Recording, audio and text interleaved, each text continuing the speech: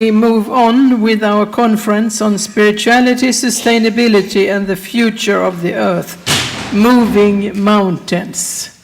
And today, after lunch, I would like to welcome the Revd Henrik Grape, representing the World Council of Churches. You are warmly welcome.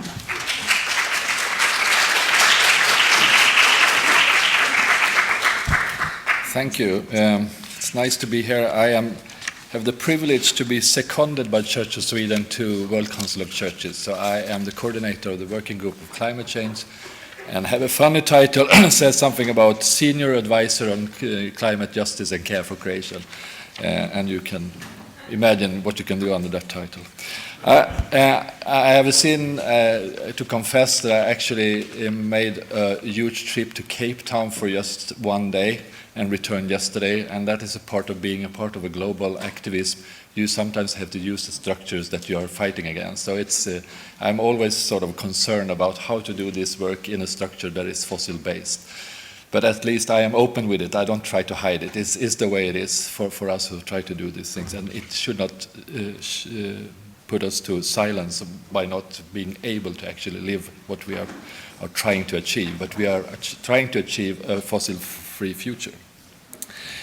I will take this opportunity to have something to say about how the movement of climate change and from faith communities, how it works, and what I see, what kind of ways I see forward when it comes to moving this mountain. Just as a connection to our Muslim friends, before I can have the message from Cape Town, where we met with people from the FIC, the Muslim Council of North America, who, like yesterday, had a fatwa or a recommendation on Muslim institutions to take away their investments from fossil fuel business. And I think that is very impressive to hear that from genuine Muslim Council, they're actually acting in favor of climate, to attack climate change. And I think that it will be very interesting to see how this will play out in the future. And also to see that I heard about what's happening in investments discussion in UK, in Britain, under every Brexit business. There are also discussion about how to disinvest or divest from fossil fuels, and there is an organization for mosques in UK who has also have taken the decision to move their investments out of fossil fuel business. So and this is happening also in different Christian traditions as well, that this is happening, the move to divest from fossil fuels. So just to sort of link it to this, I think when we live in this time of threats of climate change, I think that we understand it. It's a time to sink into our shared consciousness. I can see this because I worked with this for nearly 20 years in my everyday work to work on climate change. And I can see this last year, there is something happening when it's come to a new understanding of the climate change issue. It stands clear that we are in a position when we need a fundamental shift of how we build our societies on planet Earth. It's something real different. We have to change the focus from economic and political counting if we can decrease the emissions to what we must do to decrease the emissions of greenhouse gases. It's time to leave the concept of unrestricted competition and market forces as the model of development, since it's never going to work on a planet with finite resources. The planetary boundaries must be respected. If not, the ecosystem will not provide life on Earth as we know it and as we humans are depending on. This is an existential fact. We are trapped in a narrative full of contradictions. On one hand, we have the scientific knowledge and the climate change that is much deeper and broader today, and it speaks very much more clearly than ever about the anthropogenic greenhouse gases and how it affects the planet in different ecosystems. On the other hand, the emissions have been growing ever since at least 1992, and before that, when we actually get the climate convention. And the creation of the climate convention, when it started, we have sort of agreed that this is a problem, but nothing is happening. This is not stopping influential powers to show a stubborn and resistance both to accept facts and no will to change. The Intergovernmental Panel on Climate Change, IPCC, compiles a large deal of the research on climate change and related science. I guess somebody already said this morning. They also do special reports like the last one on the possibility to keep the temperature rise to 1.5 degrees Celsius. Over the years, the message has become more and more clear. Humanity's impact on our climate is for real. And the 1.5 report say that we can limit the temperature to 1.5, but to achieve this, we need a fundamental change and a rapid change. The ambitions we see today are not in line with what the major change that we need. But it is possible to avoid a more dangerous temperature rise even if the outlooks are not good, and that seems to activate more people and agents on the track for change. Late, but I hope not too late, more and more people start to understand that we need to do something big. We are about to start the largest transformation since the start of the industrial era in the very late 19th century. But when more people are actually seeing the worrying path we are walking, those who cling to the industrial concept of development become more and more loud. Nothing to be surprised by, since the power and influence over the economic agenda are threatened. The short-sightedness prevails. It is the only way to not take the climate change seriously and the climate challenge seriously. Nationalistic movements often tend to romanticize the golden days of our industrial development and point to this as the concept for the future. This in a time when we should be aware of that development model that brought us here, with many advantages, must be admitted, are not the model that will solve the problem of today. The insight that ecosystem services cannot be negotiated with or being lower prioritized are growing and becoming more and more obvious the more impact human activities has on the global ecosystem. We are putting at risk water resources, food production, and health, among other things, when the ecosystem are getting more affected and weaker. When fundamental functions for human life are threatened, the social tensions are getting higher and the risk of conflicts is getting higher. Because of weaker ecosystem, less predictability about rain and harvest, water availability, and flooding, the risk of violent conflicts are much higher. And also the economies become more unstable. Or as Amnesty International General Secretary Kuminado said on Tuesday when we were on a panel together, he said, climate change is a threat to every human rights. That is to broaden up the issue of climate change, to not put it just as an environmental fact. But right now, we could be at a turning point when the critical mass start to understand that maybe the incomprehensible fact that we are in a unique place in history. There are some good signs of that. When I ever go out in the world, I often, when I say I'm Swedish, they just say Greta. Directly they say Greta. The Greta effect is huge. I think it's huge in the world, and it's larger than Greta itself. The Swedish teenager, with full attention to climate change, when she goes out the traditional way of activism and goes on school strike, sits outside the Swedish parliament every day before the general election 2018, it is a sign of time. And it's very timely. It's starting up to point for a movement among young people around the world. After years of people getting more and more anxious over climate change and more worried about the effects of environmental destruction, this seems to be the time to give space for the protest against the madness of a society of grown-ups who don't pay attention to the serious and urgent situation. To practice civil obedience with available means is one of the way of canalizing the frustration of the powerlessness to a very diffuse someone who is not to be defined as responsible. If you listen to Greta and the youth on school strikes all over the world, they say nothing new. It is what scientists have been saying for many years. It is what environmental movement has been saying for a long time. And it is the climate justice message that churches have been lifting in the climate debate and in climate advocacy for many years. So some of us are sort of disappointed. Why does she get all the light? But we are not. There is a risk that when young people is saying, and especially a 16-year-old girl, as Greta says it, it becomes something that everybody agrees on and applauds, but more of a kind gesture. A pat on the head saying, you have great ambitions and your deep dedication is nice, but you don't know so much about life. It's like people who actually have at least some impact on decision and paternalistic way, but polite, they dismiss the message from the youth. Or it becomes a tsunami of ugly comments from trolls on social media. But what we see today of school strikes at every continent is not possible to ignore anymore. It is not about the innocence of youth that will go away when they learn what real life is about.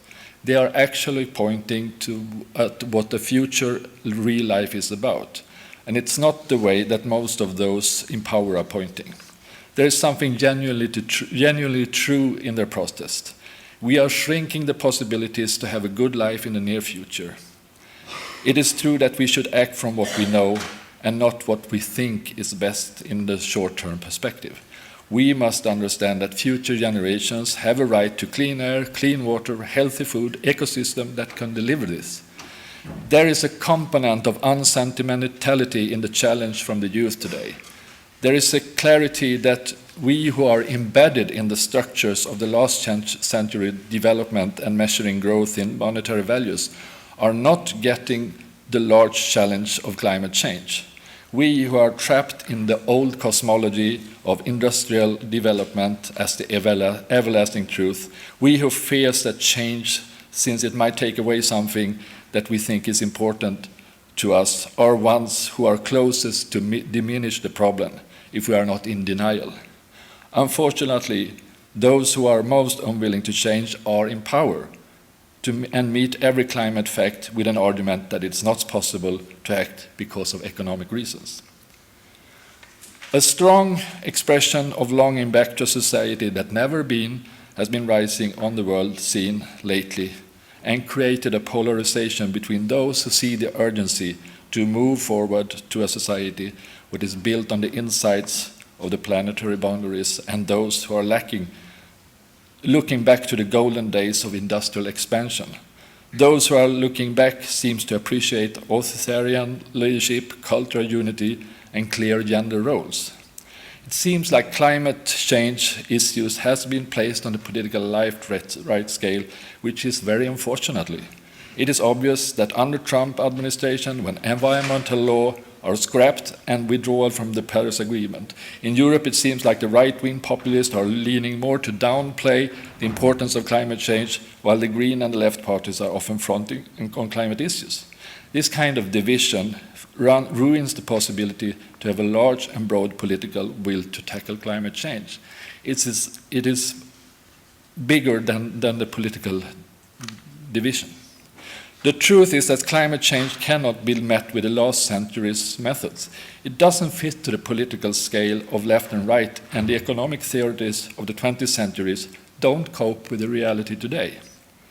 2006, the economist Sir Nicholas Stern published a report on the economics of climate change, where he defined and established the fact that climate change will cause huge economic costs, but it will be cheaper to do as much as possible, as soon as possible, and much more expensive to wait. 1.5 decades later, Sir Nicholas Stern says the same, but even sharper. It could also be said like this: there is no economy on a planet with ruined ecosystems. So far, the models from the mainstream economists have not been really meeting the challenge, but today there is a great amount of reports about the urgency and to act harder to dismiss these facts. It is harder to dismiss these facts even for economics. The economy, the oikos, as is the Greek word for it, the ecology stems from the word oikos, which means house or household. It could be simplified by saying economy is how we efficiently deal with the resources of the household, and ecology is how all are connected in the household.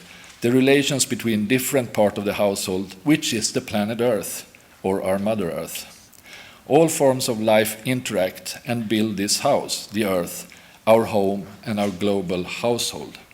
We are now in a position when we need to support the household Earth and let the economy what it was meant to be, a way of keeping the household healthy. Climate change was once regarded as a question for environment and environmentalists. Now it has become a systematic issue. That makes it more difficult to handle at a time where we are specialists and stakeholders in different topics and have interest in different areas that are very often divided and not seen as a whole, especially not by experts on different subjects that are used to hang around with like-minded and often have special interest and are often blind about other aspects. Environmentalists sometimes have the trouble to think of economy and maybe even harder to think of social justice. Economists are often most occupied with economic gains and outcomes, and values are words. The word value is mostly connected with monetary values and hard to understand non-monetary values. Those working with social justice sometimes overlook the ecosystems are the foundation to the possibilities to build a good life for everybody. Today, we are on a point when these different aspects no longer can be separated into silos. The different areas have been integrated, and those working with the different aspects must interact. We have come to an understanding that this house, our oikos, must be cared for and maintained. We need to be good caretakers of every part of the house, oikos. Maybe we are not that way. At least young people around the world point to the interdependency of the earth and are urgently want us to act. To tackle climate change demands a huge transformation in a short time. This is something we can do since the human brain has the ability to foresee and anticipate the future. That can help us to act. But we have many obstacles to come around. The largest seems to be the mental obstacle. When the global financial bank crisis happened in 2008-2009, unbelievable amounts of money were poured into the system to save banks. It was necessary to avoid a total crash, since our financial structures is a foundation that many societal functions leans on. The economic and financial infrastructures need to be there to avoid greater problems. There was no budget to save the financial structures because it was more of a war economy. The task had to be fulfilled. We need something similar to protect the climate. Not a budget for that we can do and cannot do. We are in need for a total transformation and a transition when the world goes into a position where every decision must go along with a huge task for a total transformation. Just like the financial system was saved, we need a global alignment with focus on bringing down the greenhouse gases emissions rapidly and keep the temperature rise at most 1.5 degrees Celsius. We know the tools, we have the knowledge, but we must also face the resistance who are telling us that it is not that bad, and we have to build our economy strong first by the old industrial concept. And those aggressively talks about climate change and as a hoax and fake news. What time is it? 1 minute. I skipped the rest boring part. I just take the last one. Saying this is actually from a theological and ecumenical position. This is what we discuss in our ecumenical and our interreligious dialogue as well. So those who are sort of missing what is the church discussion in this is doing theology, I would say. A church that takes seriously the words of Jesus that points to the child as an example to follow must let the children perspective be in the forefront. Now we see the children and the youth coming out on the streets, demanding action. Churches and faith communities must echoing and amplify their voices like bells of freedom ringing over the world. The justice we can achieve when we all together put all our efforts to change the model of how we live together on this earth. A change to a society built on maximum interaction and cooperation to solve climate changes and combat the threat of a 3-degree warming or more. What that is. It is a new form of solidarity that goes from the heart to the hand, from the Arctic to the Amazonas. a journey where indigenous people and children becomes our guides, where science and politics forge the models of our new societies, where the generation of today gives space and justice for coming generations, where the web of creation becomes the picture of our interdependency or trustful reliance on a functioning planet. These might look like big words, and it is, but our task is big and must be driven by love in this great task. Love for our neighbor, who is the poor among us, and for future generations and the creation itself. Thank you. Kan du sätta dig? Thank you, Henrik, for your presentation. It's nice to hear. And I especially like the thing that we have to come together to solve this and form a movement. But what strikes me is also, since I work as an environmental coordinator in the church here in Uppsala, it's not really rocket science what we need to do here.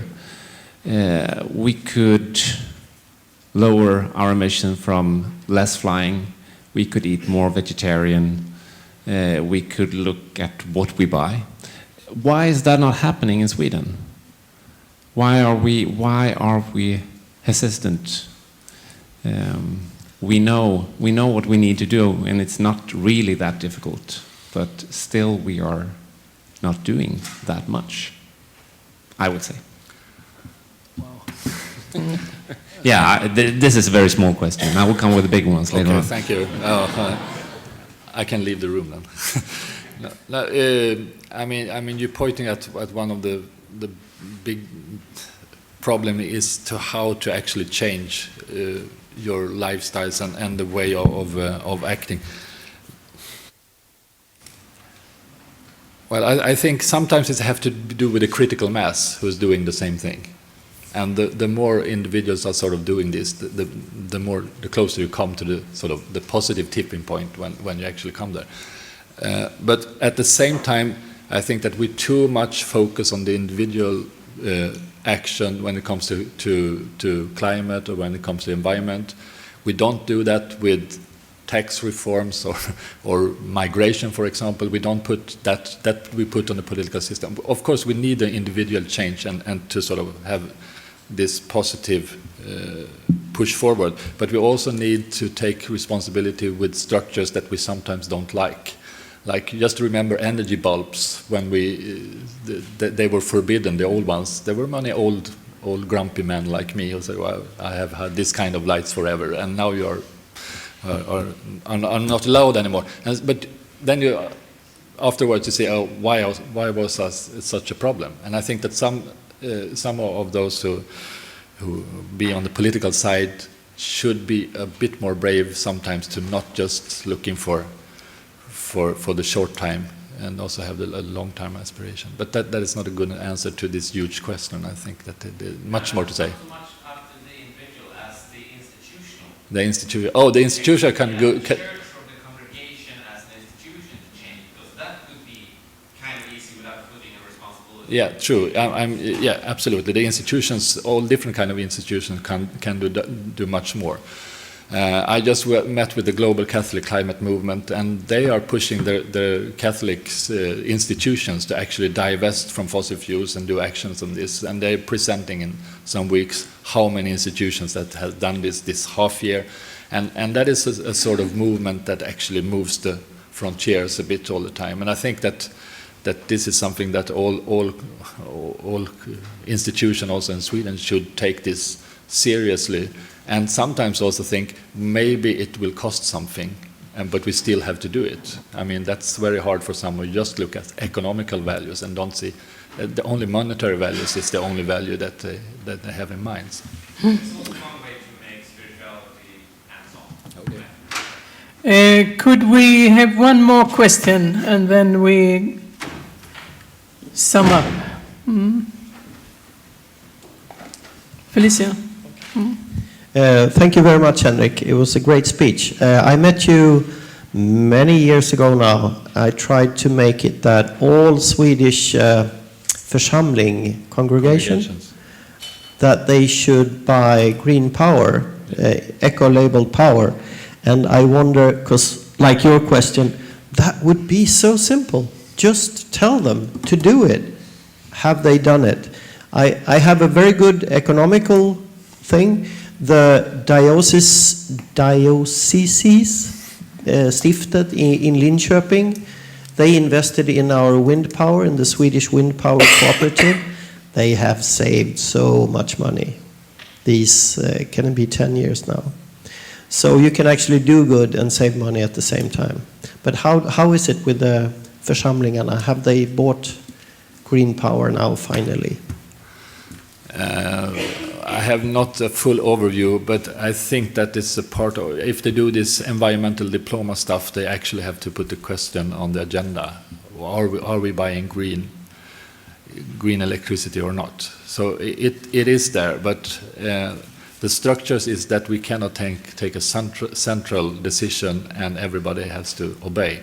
It doesn't work that way. And in this question, it would be nice to be China in some way, if you actually just can decide it. But you see, there is other side of this as well. But I mean, this is very much also to be consistent in the work to push for this and not just accept a no. In this case, you have to accept it until it is a yes. Thank you very much, Henrik. We thank you for bringing a global perspective with good news that Catholics have a movement divesting fossil fuels around the world, and the news that the North American Muslim Council have brought a fatwa on fossil fuels shares yesterday.